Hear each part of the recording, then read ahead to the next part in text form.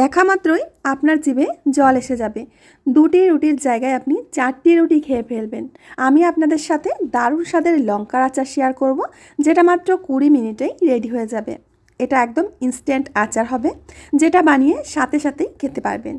দারুণ একটি রেসিপি, আর এটা রোদে দেবারও প্রয়োজন হবে না। তাহলে আসুন শুরু করি।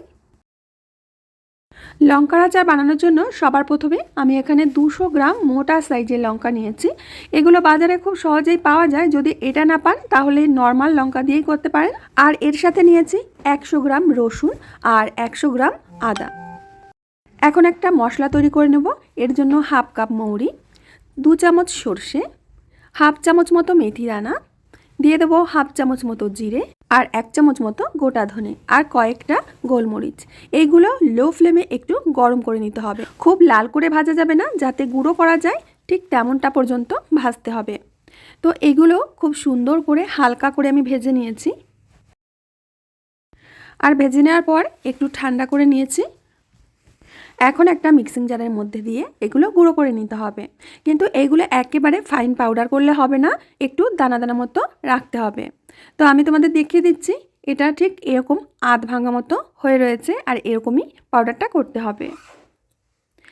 তো এখন এই লঙ্কাগুলো আমরা কেটে নেব।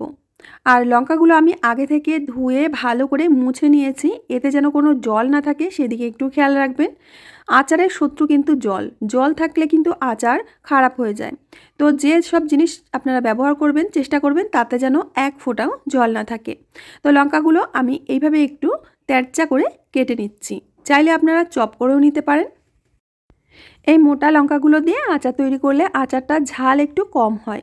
আর সাধারণত যে লঙ্কা দিয়ে আমরা রান্না করি, তো সেই লঙ্কা দিয়ে আচারটা করলে একটু ঝাল ঝাল বেশি হয়। লঙ্কাগুলো আমার কেটে নেওয়া হয়ে গেছে। এখন যে আদাটা আমি ছাড়িয়ে রেখেছিলাম, সেই আদা আর রসুন এইভাবে চপ করে নিচ্ছি। যেহেতু আমার কাছে চপার নেই, এইভাবে চাকু দিয়ে চপ করে নিচ্ছি। তো রসুনগুলো আগে চপ করে নিয়েছি, আর একই সাথে আমি 100 গ্রাম মতো আদা এইভাবে চপ করে নিচ্ছি। প্রথমে যেটুকু আদা দেখিয়েছিলাম ওখানে 100 গ্রাম পুরো আদা ছিল না, পরে আমি আদা আবার নিয়ে নিয়েছি। তো আদা আর রসুন চপ করা হয়ে গেছে। এখন একটা বাটির মধ্যে আমি লঙ্কা কুচিগুলো নিয়ে নিচ্ছি। আজকের আচারটা আমি একেবারে ঝটপট দেখাবো, ইনস্ট্যান্ট তৈরি হবে, আর এটা বানিয়ে সাথে সাথেই খেতে পারবে। আমরা যে গুঁড়ো মশলাটা করেছিলাম, এই গুঁড়ো মশলাটা সবটুকুই দিয়ে দেব। আগে দিয়ে দিয়েছিলাম কিন্তু ক্যামেরাটা অফ ছিল, আমি পরে আবার দেখিয়ে দিলাম। সাথে দিয়ে দিচ্ছি হাফ চামচ হলুদ গুঁড়ো, 1 চামচ মতো কাশ্মীরি লাল লঙ্কার গুঁড়ো, 2 চামচ লবণ, লবণটা একটু বেশিই লাগবে। দিয়ে দেব চপ করে রাখা রসুন আর চপ করে রাখা আদা।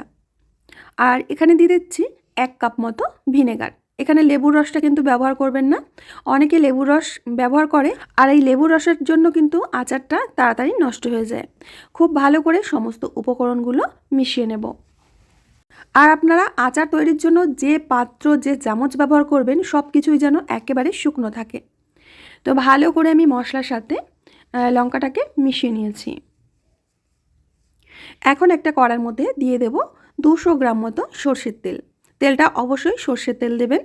তেলটাকে ভালো করে গরম করে নিতে হবে।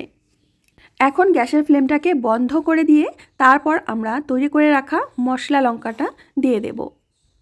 এই সময় কিন্তু গ্যাসের আঁচটা অবশ্যই বন্ধ করে নেবে, না হলে লঙ্কাগুলো একদম সিদ্ধ হয়ে যাবে। খুব ভালো করে তেলের সাথে আচারটাকে মিশিয়ে নেব। তো আচারটা খুব ভালো করে আমি মিশিয়ে নিয়েছি। এবারে এই আচারটাকে তেলের মধ্যে ডুবিয়ে রাখতে হবে মোটামুটি যতক্ষণ না একেবারে ঠান্ডা হয়ে যাচ্ছে। তো আমি একটা ছিদ্র থালা দিয়ে এটা ঢেকে রাখছি। আর এদিকে যে জারের মধ্যে আমরা আচারটা রাখবো সেই জারটা একটু রেডি করে নেব, মানে একটু শুদ্ধ করে নিচ্ছি। এখানে একটা জ্বলন্ত কাঠ নিয়েছি, এই কাঠের উপরে একটু রসুনের খোসা আর দিয়ে দেবো একটুখানি হিং। যখন দেখবে ধোয়া উঠছে তখন জারটাকে ঠিক এইভাবে ধরতে হবে। এতে করে আচারটা কখনোই কিন্তু খারাপ হবে না। জারটা অবশ্যই এইভাবে একটু শুদ্ধ করে নেবেন। এদিকে 10 মিনিট হয়ে গেছে, আচারটা সম্পূর্ণভাবে ঠান্ডা হয়ে গেছে, আর এর কালারটাও চেঞ্জ হয়ে গেছে দেখতে পাচ্ছেন।